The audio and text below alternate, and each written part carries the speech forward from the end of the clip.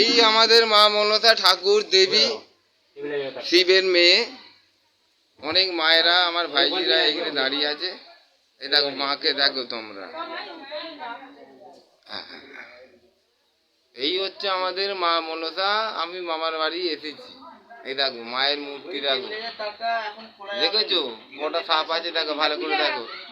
একটা, দুটো, তিনটে, চারটে, পাঁচটা সাপ। তার মধ্যিখানে আমাদের মা মনসা আছে, বুঝতে পারছো? এই দেখো এই একটা ভাইজি, আর এই একটা আমার বন্ধু, আর এই একজন আমার, হ্যাঁ দেখো এই সব ব্যস্ত মানুষ, মানে কারেন্ট নিয়ে থাকে।